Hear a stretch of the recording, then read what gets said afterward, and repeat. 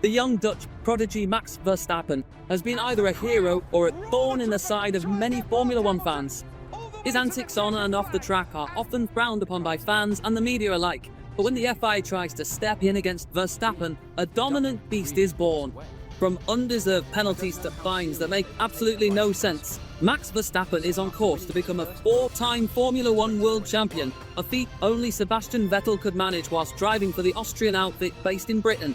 But with so much hate and even bias, this is the day Max Verstappen showed the FIA who's the boss. Verstappen has been a wild card since he first appeared in the FIA paddock. Much like Lewis Hamilton and other world champions, Verstappen didn't take the conventional route to Formula One. I'm leading, he wants to pass, he pushed me, I push him back, and after he pushed me off the track. For most drivers, it is often a journey through Formula 2 and hoping they eventually make it to the ultimate level. For Verstappen, things were a little different, and even though he would compete in karting against the likes of George Russell and Charles Leclerc, chose not to follow many of them through the traditional Formula One ranks. By the time Verstappen was 16, he had competed in the European Formula 3 Championship for the Van Amersfoort racing team. Whilst only 16, Max scored 6 victories, and he was in hot demand among the Formula One paddock. Verstappen gained his first Formula One drive, aged just 17, when he was to compete in the first practice session at the Japanese Grand Prix. After becoming the youngest person to compete in an F1 race weekend, he found himself heading to the Red Bull Junior Academy. Max rapidly advanced through the academy, making his debut for Red Bull's sister team Toro Rosso, aged just 17 years and a couple of days.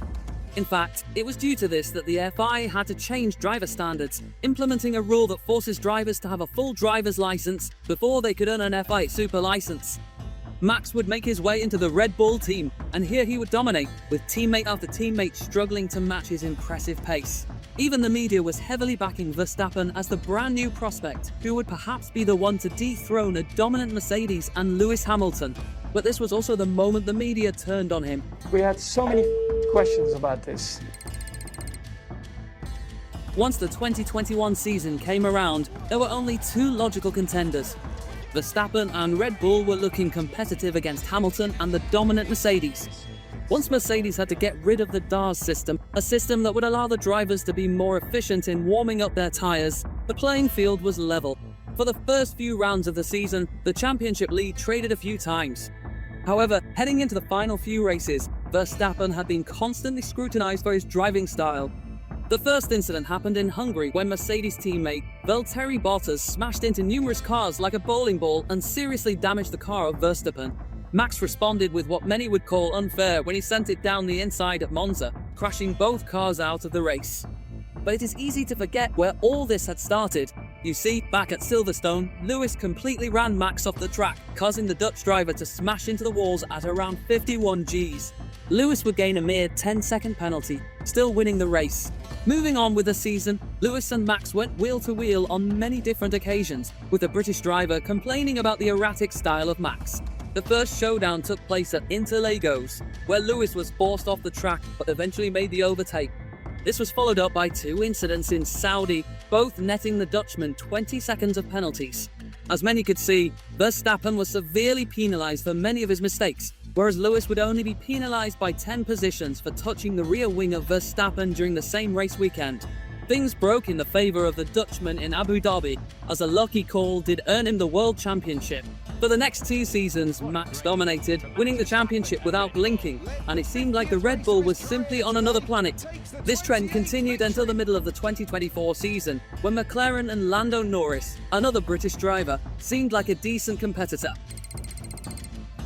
Lando was by no means a serious title contender from the start, and whilst the Brit continuously finished in the higher point tiers, no one really believed he would be able to win the championship. This was until Hungary 2024 when the true class of the McLaren outfit was shown.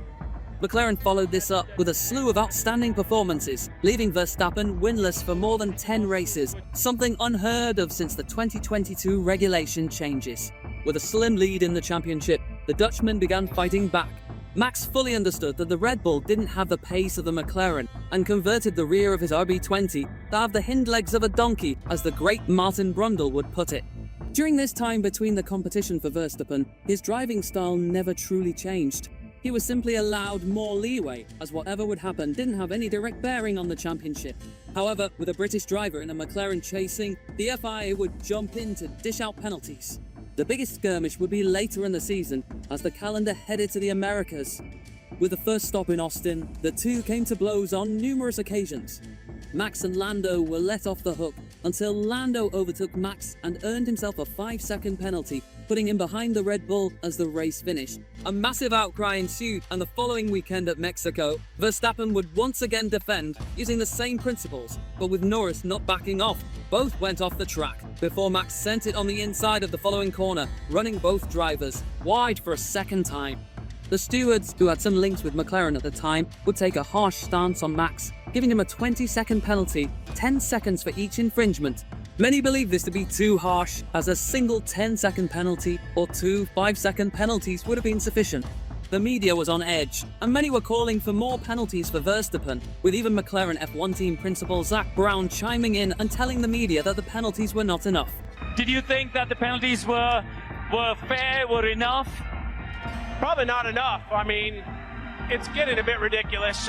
However, there is no real other way of penalising drivers.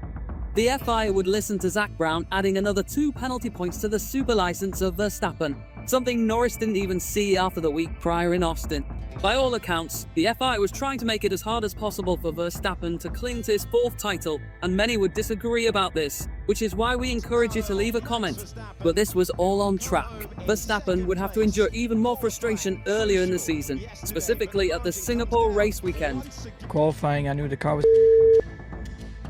After uttering the famous F word, Max would not only be fined, but he would also be punished with unspecified community service. This would be more severe than Charles, who had a similar incident at the Mexican Grand Prix, but only escaped with a fine. I had an oversteer from the other side, and then I was like, fuck. But luckily, sorry, oh no. Comparing it to the days of Schumacher and even a prime Kimi Raikkonen might not be useful today, but clearly indicates how different drivers are treated on the grid. Since his debut, the Dutchman has been an absolute legend when it comes to Interlagos. His 2016 race proved how an 18-year-old could control his car in the wet, even saving his car from a very dangerous situation. For the 2024 season, Red Bull knew that they had to take a penalty due to the engine components slowly being damaged. This would earn Max a 5-place grid penalty, but given his skill and car, this should still have kept him in the points. A 40-second delay for a red flag in Q2 would completely ruin the opportunity for Max to earn a decent qualification position. Couple this with the nonsensical 5-second penalty dished out during the sprint race, and it seems like the FIA was punishing the Dutchman for fun. But things were about to change, and the FIA would not know what hit them. On Sunday, November 3rd, 2024, Max Verstappen pulled off the impossible. The Dutch driver started the race in 17th position, and his championship rival Lando Norris was on pole. The rain was also setting in. Through sheer brilliance, Max would pick up 5 positions by the time the drivers passed through the Center S section, following this up with an overtake on virtually any lap.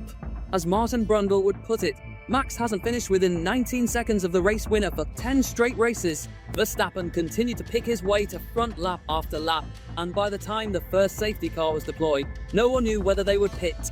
As the McLarens both strapped on new boots, Max remained on track, and a Colapinto incident would red flag the race, giving Max a free change of tyres. However, on the restart, Lando would already make a mistake, locking up at turn 1 as Verstappen challenged for the lead. A few laps later, the Red Bull overtook the Alpine of Ocon, and Max put on a show. With around 50% of the race remaining, Verstappen would set 17 fastest laps in a row, extending his lead to a whopping 18 seconds by the time the checkered flag was waved. His pace was incredible, being more than a second faster than the guy with the second fastest lap. But bear in mind that Verstappen didn't have the fastest car on the grid, nor did he have the second fastest car. It was his driving skill and natural instinct that earned him this incredible victory, and with 3 races left, it seems like the 4th title is already in the bag. Lando Norris would later call the race simply luck, ignoring the skill Verstappen displayed and his own flaw of running wide at turn 1.